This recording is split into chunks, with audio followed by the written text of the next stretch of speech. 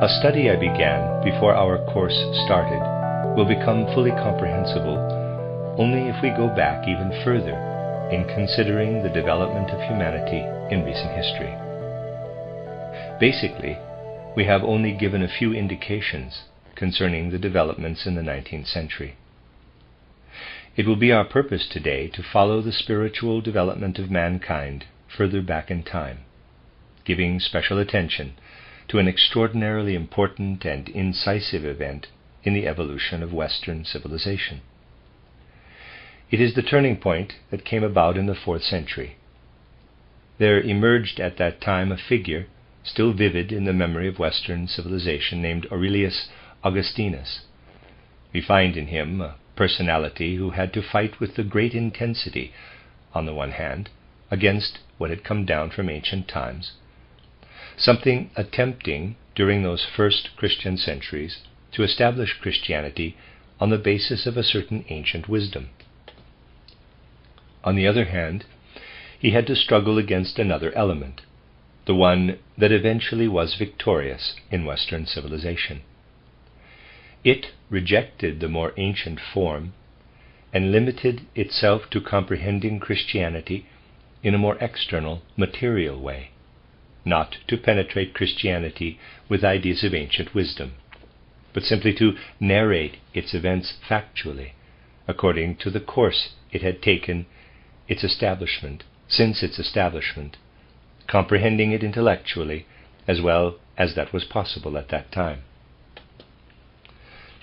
These conflicts between the two directions, I would like to say between the direction of a wisdom-filled Christianity and a Christianity seemingly tending toward a more or less materialistic view, these conflicts had to be undergone particularly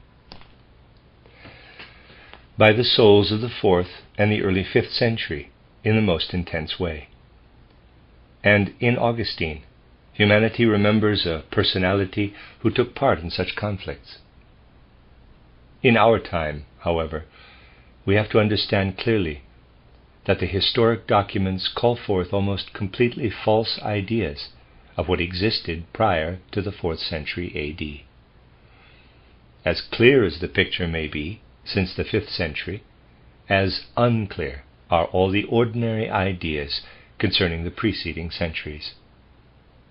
Yet if we focus on what people in general could know about this period prior to the 4th century A.D., we are referred to two areas. One area is that of knowledge, cultivated in the schools. The other is the area of ritual, of veneration, of the religious element. Something belonging to very ancient times of human civilization still extends into these two areas.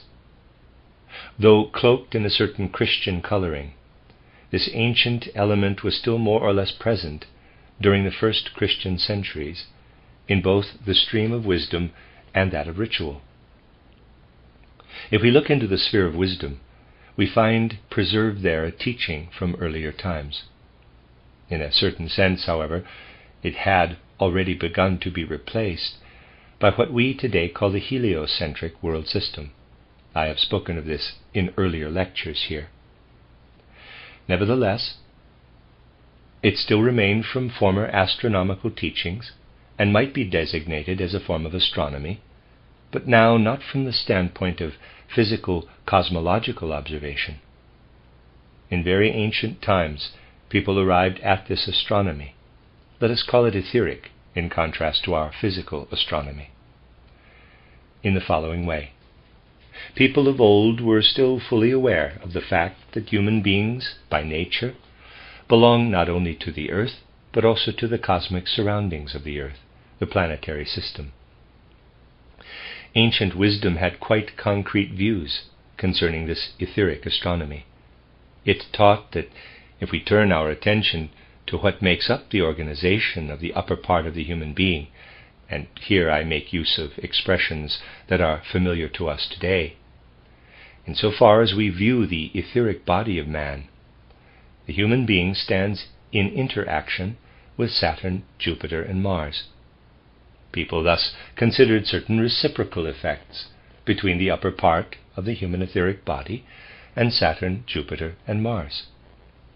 Furthermore, people found that the part of the human being that is of a more astral nature has a sort of interrelationship with Venus, Mercury, and the Moon. The forces that then lead man into his earthly existence, and that bring it about that a physical body is fitted into this etheric body, these are the forces of the earth. Those forces, on the other hand, that cause the human being to have a certain perspective, leading beyond his earthly life, are the forces of the sun. Thus it was said, in those ancient times, that the human being comes out of unknown spiritual worlds. He passes through in prenatal life, but that is not as if he merely entered into terrestrial life. Read that again. Thus it was said that in those ancient times that the human being comes out of unknown spiritual worlds. He passes through in prenatal life, but that it is not as if he merely entered into terrestrial life. Rather, he enters from extra-planetary worlds into planetary life. The planetary life receives him as I have described it, relating him to the Sun, Moon, Earth, Mercury, Venus, Mars, Jupiter, and Saturn. The orbit of Saturn was considered to be the approximate sphere the human being enters with his etheric body out of extra-planetary into planetary life. Everything that is etheric in a human being was definitely related to this planetary life.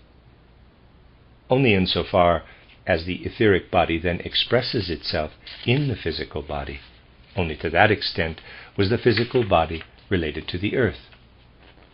Insofar as the human being in turn raises himself with his ego beyond the etheric and astral body, the ancients related this to the sun. Thus one had a form of etheric astronomy. It was certainly still possible for this etheric astronomy not merely to look upon the physical destinies of the human being in the way physical astronomy does. Instead, since people viewed the etheric body, which in turn stands in a more intimate relationship to the spiritual aspect of the human being, in an interplay with the same forces of the planetary system, the following possibility existed. Since the forces of destiny can express themselves out of the planetary system by way of the etheric body, it was possible to speak of the human constitution and to include in the latter the forces of destiny. In this teaching of antiquity, this etheric astronomy, which was continued even after people already had developed the heliocentric system as a kind of esoteric physical science, a last wisdom teaching had emerged from ancient instinctive wisdom investigations and had been retained as a tradition. People spoke of the influences of heaven in no other way but by saying, "Indeed, these influences of heaven exist. They bear not only the affairs of nature, but also the forces of human destiny." Thus, there certainly existed a connection between what we might call a teaching of nature, namely cosmology, and what passed over later into all that people now consider as astrology, something that in ancient times had a much more exact character and was based on direct observation. It was thought that when the human being has entered the planetary sphere on his way to a new birth, and has been received by it in so far as his etheric body is concerned, he subsequently enters the earth. He is received by the earth. Yet even here, people did not merely think of the solid earth. Rather, they thought of the earth with its elements. Apart from the fact that the human being is received by the planetary sphere, whereby he would be a super-earthly being, whereby he would be what he is only as a soul, it was said that like a child he is received by the elements of the earth, by fire or warmth, by air, water, and the solid earth. All of these elements were considered the actual earth. Consequently, it was thought, the human being's etheric body is so tinged by these external elements, so saturated, that now the temperaments originate in it. Thus the temperaments were pictured as closely tied to the etheric body, hence to the life organization of the human being. Therefore, in what is actually physical in man, or at least in what manifests through the physical body, this ancient teaching also saw something spiritual. The most human aspect of this teaching, I would say, was something that can still be clearly discerned in the medical science period. The remedies and the teaching of medicine were certainly a product of this view of the relationship of the etheric body to the planetary system, as well as of the way the etheric human being penetrate, as it were, into the higher spheres, into air, water, warmth, and earth, so that the physical impressions of the etheric soul temperaments found their way into his organization: black gall, white gall, and the other fluids, phlegm, blood, and so on. According to this commonly held view, the nature of the human constitution can be known from the body fluids. It was not customary in medicine in those days to study the individual organs, of which drawings could be made. The intermingling of the permeation with fluids was studied, and a particular organ was viewed as a result of a special penetration of fluids. People then thought that in a healthy person the fluids intermingled in a specific manner. An abnormal intermingling of fluids was seen in a sick person. Thus, we may say that the medical insight resulting from this teaching was definitely founded on the observation of the fluid human organism. What we call knowledge of the human organism today is based on the solid, earthly organism of man.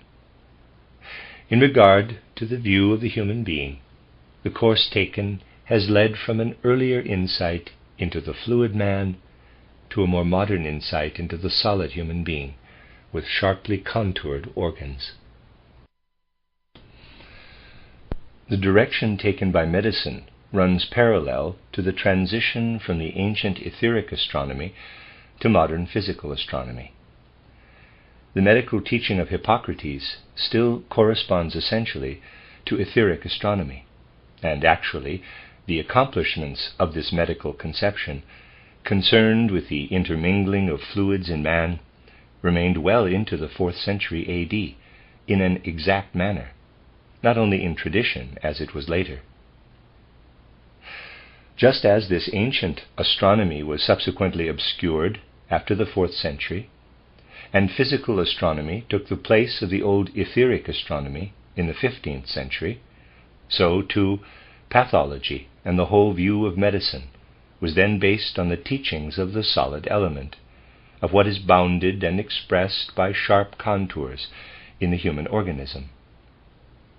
This is, in essence, one side of humanity's evolution in the inorganic age. Now, we can also turn our attention to what has remained of those ancient times in cultic practices and religious ceremonies. The religious ceremonies were mainly made available to the masses. What I have just been describing was predominantly considered to be a treasure of wisdom belonging to centers of learning.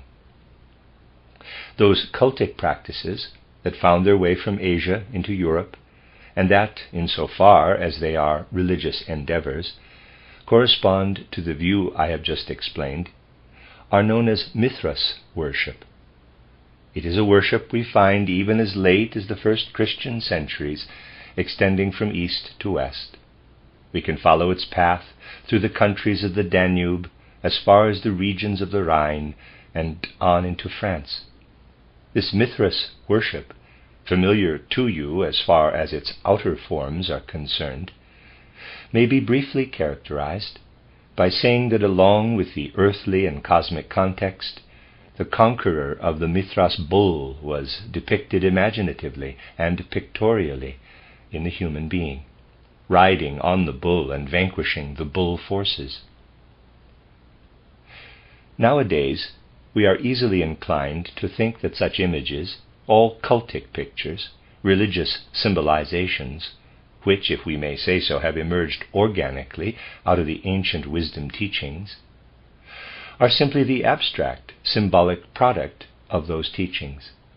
But it would be absolutely false if we were to believe that the ancient sages sat down and said, "Now we must figure out a symbol.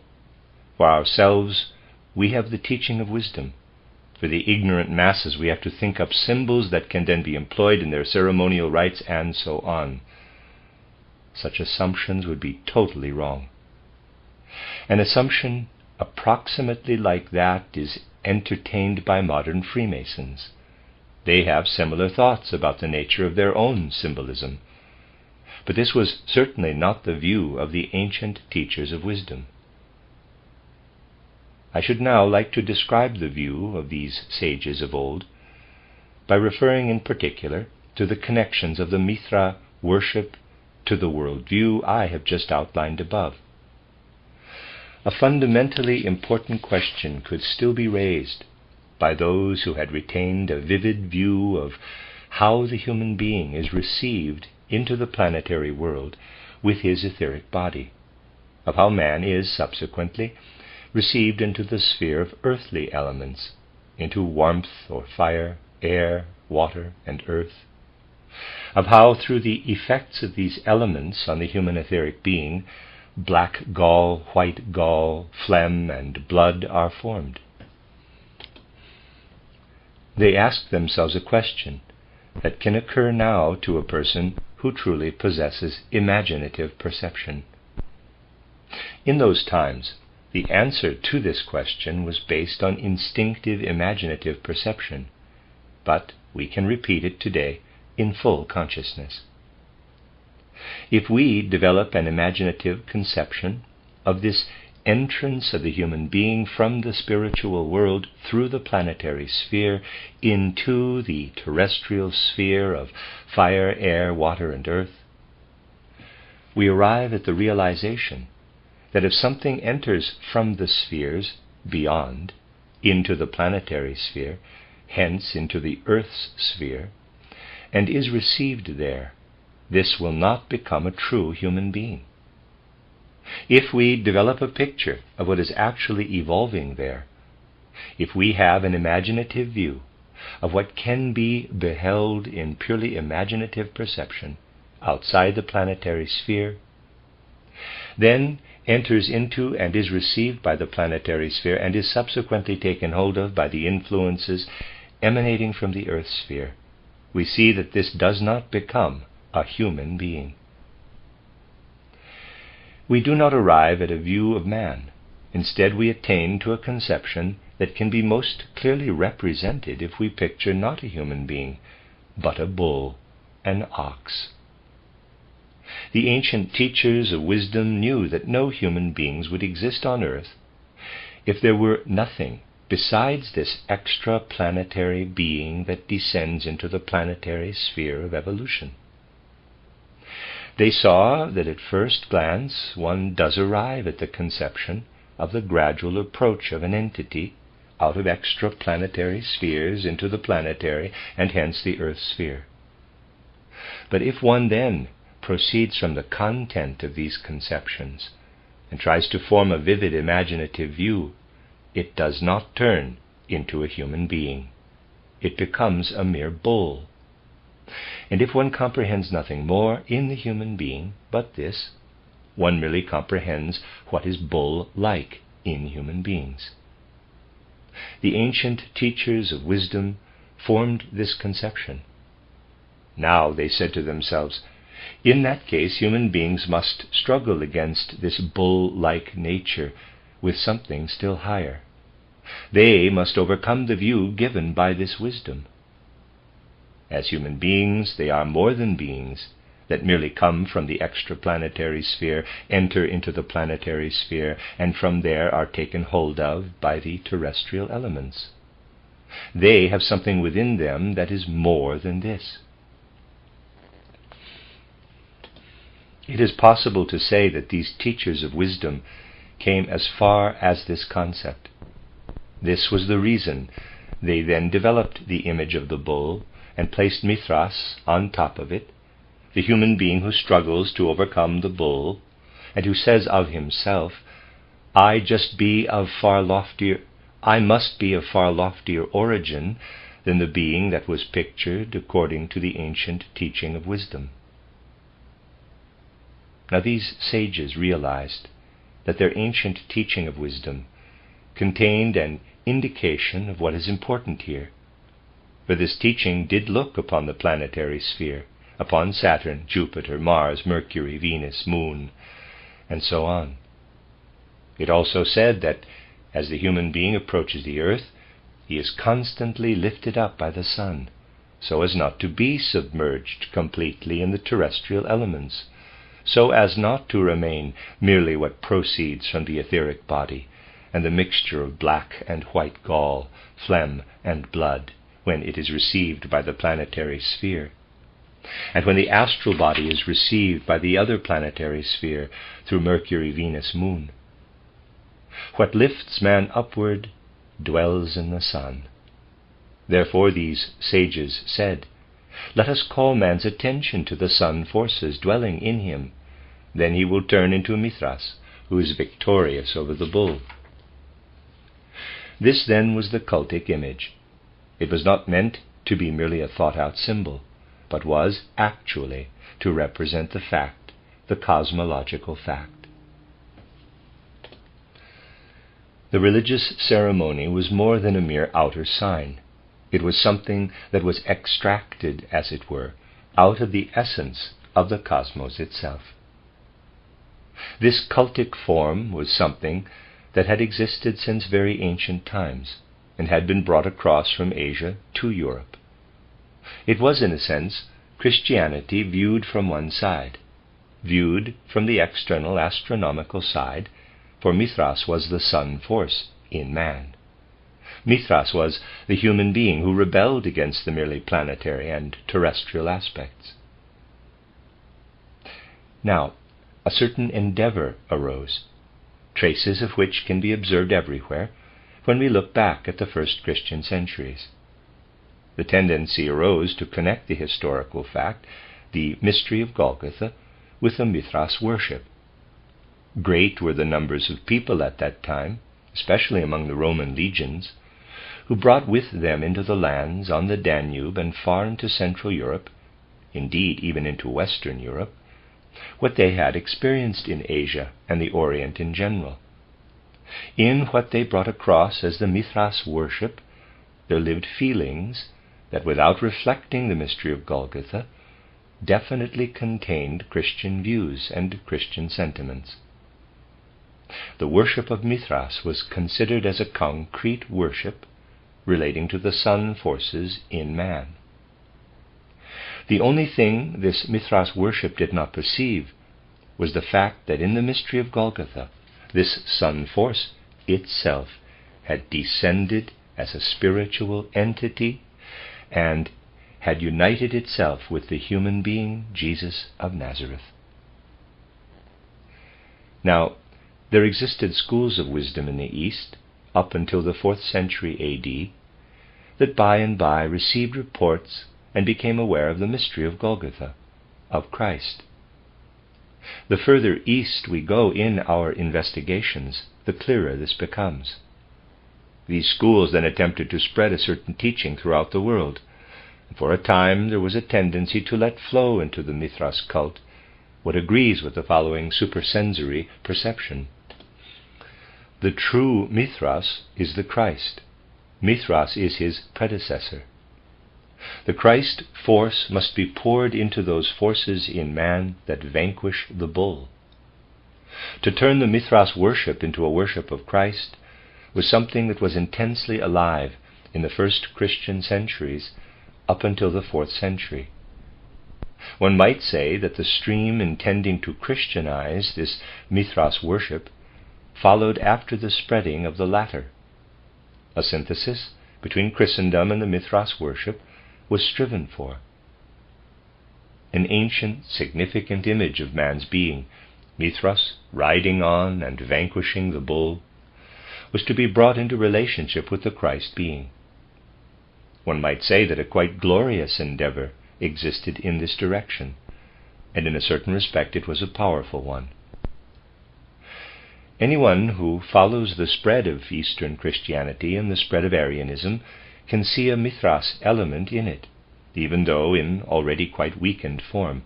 Arian here is spelled A-R-I-A-N-I-S-M. It's about Arian, the Arius, I believe his name was, so it's not the other word. End of aside. Any translation of the Ulfilas Bible into modern languages remains imperfect if one is unaware that Mithras elements still play into the terminology of Ulfilas or Wulfila. But who pays heed nowadays to these deeper relationships in the linguistic element? As late as in the 4th century, there were philosophers in Greece who worked on bringing the ancient Etheric astronomy into harmony with Christianity. From this effort, then, arose the true Gnosis, which was thoroughly eradicated by later Christianity, so that only a few fragments of the literary samples of this Gnosis have remained. What do people really know today about the Gnosis, of which they say in their ignorance that our Anthroposophy is a warmed-over version? Even if this were true, such people would not be able to know about it, for they are familiar only with those parts of the Gnosis that are found in the critical, Occidental Christian texts dealing with the Gnosis. They know the quotes from Gnostic texts left behind by the opponents of the Gnosis. There is hardly anything left of the Gnosis except what could be described by the following comparison. Imagine that Herr von Gleich would be successful in rooting out the whole of anthroposophical literature, and nothing would remain except his quotations. Then later on somebody would attempt to reconstruct anthroposophy based on these quotes. Then it would be about the same procedure in the West as that which was applied to the Gnosis. Therefore, if people say that modern anthroposophy imitates the Gnosis, they would not know it even if it were the case, because they are unfamiliar with the Gnosis, knowing of it only through its opponents. So, particularly in Athens, a school of wisdom existed well into the 4th century, and indeed even longer, that endeavored to bring the ancient etheric astronomy into harmony with Christianity. The last remnants of this view, man's entering from higher worlds through the planetary sphere into the earth sphere, still illuminate the writings of Origen. They even shine through the texts of the Greek Church Fathers. Everywhere one can see it shimmer through. It shines through particularly in the writings of the genuine Dionysius the Areopagite. This Dionysius left behind a teaching that was a pure synthesis of the etheric astronomy and the element dwelling in Christianity. Aside, I am reading the word Dionysius as Dionysus. Excuse me for doing that. End of aside. He taught that the forces localized, as it were, astronomically and cosmically in the sun, entered into the earth sphere in Christ, through the man Jesus of Nazareth, and that, thereby, a certain previously non-existent relationship came into being between the earth and all the higher hierarchies, the hierarchies of the angels, of wisdom, the hierarchies of the thrones and the seraphim, and so on. It was a penetration of this teaching of the hierarchies with etheric astronomy that could be found in the original Dionysius the Areopagite. Then in the 6th century, the attempt was made to obliterate the traces even of the more ancient teachings by Dionysius the Areopagite. They were altered in such a way that they now represented merely an abstract teaching of the Spirit. In the form in which the teaching of Dionysius the Areopagite has come down to us, it is a spiritual teaching that no longer has much to do with etheric astronomy. This is the reason he is then called the pseudo-Dionysius. In this manner, the decline of the teaching of wisdom was brought about. On the one hand, the teaching of Dionysius were distorted. On the other hand, the truly alive teaching in Athens that had tried to unite etheric astronomy with Christianity was eradicated. Finally, in regard to the cultic aspect, the Mithras worship was exterminated. In addition, there were contributions by individuals such as Constantine. His actions were intensified later by the fact that Emperor Justinian ordered the school of philosophers in Athens closed. Thus, the last remaining people who had occupied themselves with bringing the old etheric astronomy into harmony with Christianity had to emigrate. They found a place in Persia where they could at least live out their lives. Based on the same program, according to which he had closed the Athenian Academy of Philosophers, Justinian also had Origen declared a heretic. For the same reason he abolished Roman consulship. Though it led only a shadowy existence, people sought in it a kind of power of resistance against the Roman concept of the state, which was reduced to pure jurisprudence. The ancient human element people still associated with the office of consul disappeared in the political imperialism of Rome. Thus, in the 4th century, we see the diminishing of the cultic worship that could have brought Christianity closer to man. We observe the diminishing of the ancient wisdom teaching of an etheric astronomy that tried to unite with the insight into the significance of the mystery of Golgotha. And in the West, we see an element take its place that already carried within itself the seeds of the later materialism, which could not become a theory until the 15th century, when the 5th post-Atlantean epoch began, but which was prepared in the main through taking the spiritual heritage from the Orient and imbuing it with materialistic substance. We must definitely turn our minds to this course of European civilization. Otherwise, the foundations of European civilization will never become quite clear to us. It will also never become really clear to us how it was possible that again and again, when people moved to the Orient, they could bring back with them powerful spiritual stimuli from there.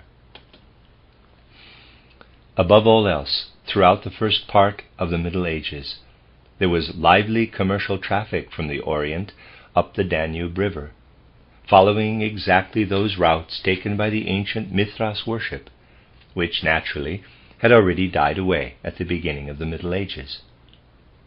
The merchants who traveled to the Orient and back again always found in the East what had preceded Christianity, but definitely tended already toward Christianity. We observe, moreover, that when the Crusaders journeyed to the Orient, they received stimuli from the remnants they could still discern there, and they brought treasures of ancient wisdom back to Europe. I mentioned that the ancient medical knowledge of the fluids was connected with this old body of wisdom. Again and again, people who traveled to the Orient, even the Crusaders, and those who journeyed with the Crusades, upon their return, always brought back with them remnants of this old medicine to Europe. These remnants of an ancient medicine were then transmitted in the form of tradition all over Europe. Certain individuals, who at the same time were ahead of their age in their own spiritual evolution, then went through remarkable developments, such as the personality we know under the name Basilius Valentinus. What kind of personality was he? He was somebody who had taken up the tradition of the old medicine of fluids from the people with whom he had spent his youth, at times without understanding it from this or that indication. Until a short time ago, today it is already less often the case, there still existed in the old peasants' sayings remnants of this medical tradition that has been brought over from the Orient by the many travelers. These remnants were in a sense preserved by the peasantry. Those who grew up among peasants heard of them. As a rule, they were those who then became priests. In particular, those who became monks came from the peasantry. There they had heard this or that of what was in fact distorted treasure of ancient wisdom that had become decadent. These people did undergo an independent educational development. Up until the 15th and 16th centuries, the educational development an individual went through by means of Christian theology was something much more liberal than it was later on. Based on their own spirituality, these priests and monks gradually brought a certain amount of order into these matters. They pondered what they had heard. Out of their own genius, they connected the various matters. Thus originated the writings that have been preserved as the writings of Basilius Valentinus. Indeed, these conditions also gave rise to a school of thought from which Paracelsus, even Jacob Boehme, learned. Even these individuals still took up the treasure of ancient medical wisdom that lived, I might say, in the folk group soul. One can notice this primarily in Jacob Boehme, but also in Paracelsus and others, even if one considers their writings only in a superficial way. If you look closely at, for example, Jacob Boehme's text, De Signatura Rerum, you will find, in the manner of his presentation, that what I have said is very obvious. It is a form of old folk wisdom that basically contained distorted ancient wisdom. Such old folk wisdom was by no means as abstract as our present-day science. Instead, there still existed a sensitivity for the objective element in words. One felt something in the words. Just as one tries to know through concepts today, one felt in the words.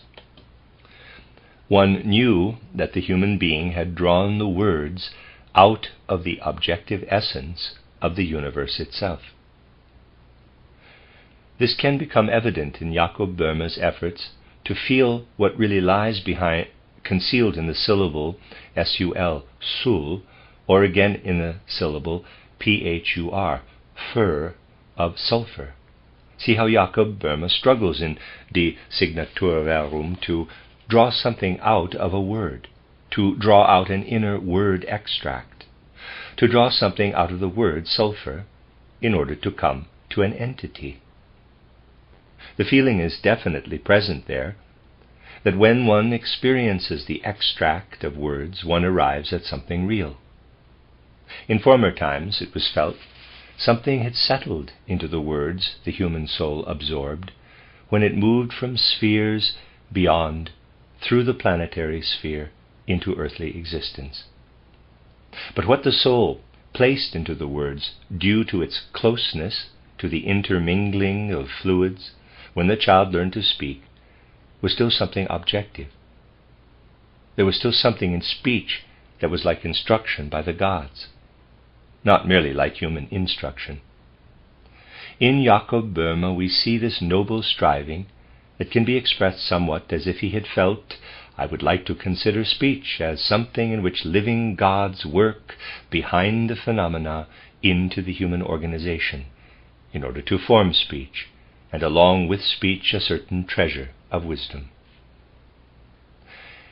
Thus we see that the ancient body of wisdom does indeed continue on into later ages, though already taken up by modern thinking, which, it is true, is yet barely evident in such original and outstanding minds like Jacob Boehme and Paracelsus.